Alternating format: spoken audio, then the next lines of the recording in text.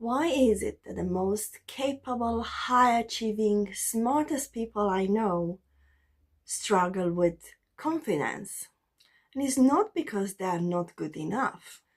It's actually because of something called Imposter Syndrome. And it shows up in a sneaky way when you don't expect. Hi, I'm Brandy, the Dragonfly Coach, and I help women in HR and leadership roles to stop second-guessing themselves, manage stress, and build real confidence. If you are ready to feel strong, capable, and enough, then you are in the right place. And I know how firsthand is that even the most successful, high-achieving people can still feel like they are not good enough. And that's exactly what we are going to dive in today. Before we dive in, don't forget to hit subscribe, tap that notification bell, and give this video a like so you don't miss more tips and techniques to boost your confidence and well-being. When we think of imposter syndrome, we don't usually use these words. You don't wake up in the morning and you say, oh, I think today I'm going to experience this imposter syndrome thingy. Instead, it sounds like, I have to be perfect or else I failed. I can't ask for help. People will think that I'm weak or I don't know what to do or I don't know what's my job. If I don't get this right the first time, I must not be good enough. I need another qualification before I speak up, before I go to the next step, before I apply for the job, before I open the business, and so on. I've just been lucky. And so on. And I'm sure you recognize all of this because all of us, at some point or another, we tell ourselves this. And I'm sure it sounds familiar. And that's imposter syndrome. And how amazing would it be if we could flip these thoughts? If you could feel free to ask for help, proud of the progress instead of waiting for perfection, and confident to speak even when you don't know everything. No one knows everything. And that's what I want to show you today. So imposter syndrome comes in 5 types. Yes, there are 5 of us. The perfectionist. If you're this one, probably you write an email 12 times at least before you sending it. You make sure that each comma is in the right place. You check your grammar 10 million times to make sure you don't make any grammar mistakes. And even after you send it, you still find mistakes. Or maybe you stay late just to tweak that presentation until it looks perfect, because that shade of blue is not quite the blue that you want. It doesn't look quite well and perfect. And that's the problem.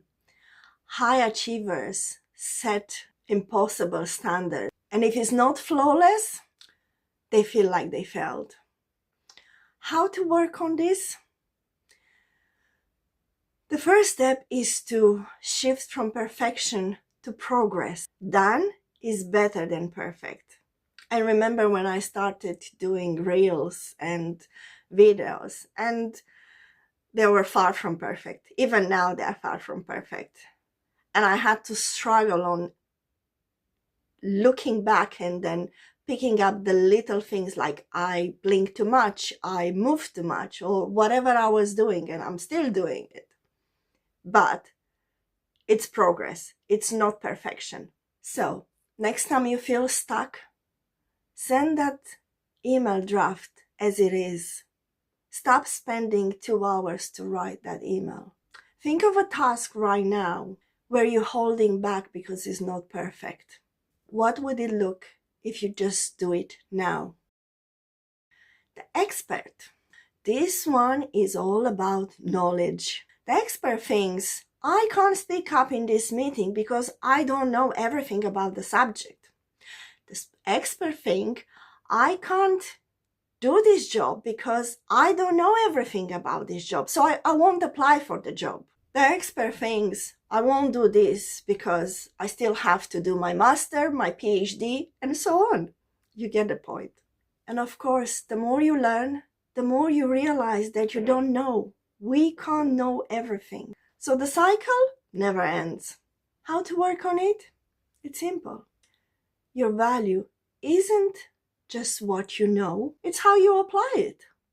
For example, in the next meeting, although you don't know everything, share a little insight you already know before you do that extra research.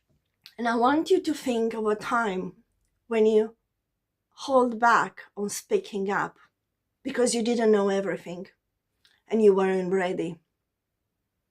Now think about what would have happened if you would have shared that knowledge anyway. The soloist. If you are one of those, you think that if you ask for help, people will think you are weak, you are incompetent. So what happens? You end up taking way too much alone. You never ask for help and you keep accumulating tasks and jobs and so on. Meanwhile, everyone else is collaborating and you are in the corner like, no, I've got this. I have 27 projects, but I can do them, all of them. I don't need help. I don't need to ask for help. There is strength in numbers, not weakness. And nobody gives you a gold star for being burnout. I never heard of that. That badge that we all at one point or another in our lives where I'm doing so many things. I'm a this and I'm a that and I'm doing so many things. And so what? How do you feel inside? You are on the verge of that burnout. No one appreciates that. So what should you do? Pick up one task this week and ask for help. Every little step. And ask yourself, who could you ask for help right now that would make your life and workload easier? And this is not just at work, this is personal life too. The natural genius. This one believes, if I don't get it right the first time, I'm not good enough. I failed. People will think that I'm rubbish at my job. I remember when I went first time in HR, quite a few years ago, that every task that I did, I thought is a failure. I don't know things. I didn't know.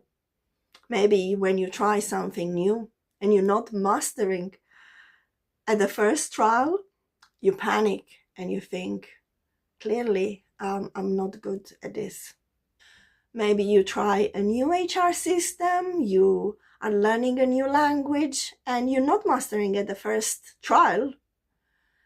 And in your mind is, I'm not good at this. I'm not good at systems. I'm not good at languages. I'm not good at these new things. Mastery takes time. And every task starts with you being a beginner and having patience for yourself. And it's amazing when we manage to celebrate that learning curve on everything that we do. And it's uncomfortable because you're growing. And that's the most amazing thing, growing. Now think of this question. What's one thing you quit too soon because it didn't come easily? I have quite few in my life. And now imagine it, if you would have kept just a little longer, where would you be now? And finally, the superhero, the superwoman or superman. This one measures work by how much they can juggle in the same time. The one that says yes at everything, late night, extra projects, and then they are wondering why they're exhausted. It's kind of like the cousin of, I don't need help, I can't ask for help. And you work on this one by redefining success as balance, not busyness. Just because you're busy all the time, it doesn't mean you're successful. And one small empowering step for this week: say no to one task. And I want you to think of this question: what would change for you if you could give yourself permission to rest without guilt? Now you might ask, what if I'm all of this? And I think at some point or another in our life, we were all of this. But generally, we move from one to another. So don't panic. It's actually quite common. These are just patterns in our thinking, and most of us shift between them depending on the situation. And the key isn't to fix yourself. There's nothing to fix about you. It's to notice when one of those shows up and take that small step to challenge it. Awareness is always your superpower. That moment before you ask for help, when you feel it here, just go for it and ask for help. What could happen? The most you'll get no. But you could get a yes. And the more you notice, the less control it has over you. Now, and think about it. Which one of these shows up often in you? And which one surprised you most? And I want you to look forward into the future and imagine 5 years from now. If nothing changes, you are still doing everything alone and you are exhausted and overworked. You are still waiting to be ready to do the next course and the next course and the next thing. To be ready before putting yourself forward. So opportunities keep passing by. You are still chasing perfection, burning hours on things that don't really matter.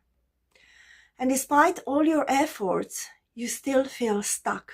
Same stress, same doubt, same weight on your shoulders.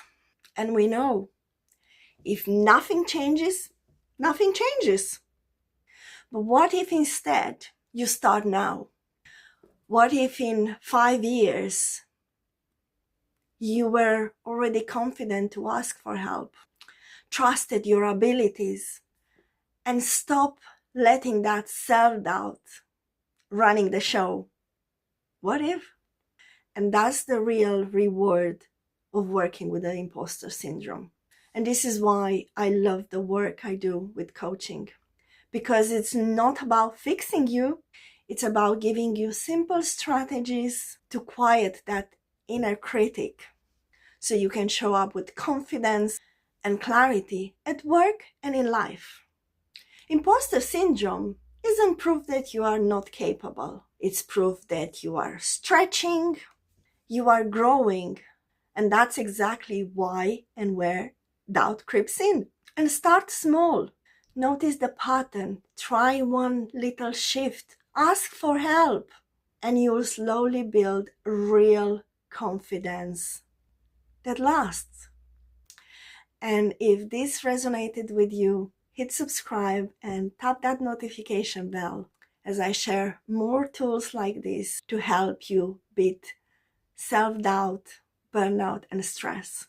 And in the comments, tell me which one of these types of imposter syndrome are you?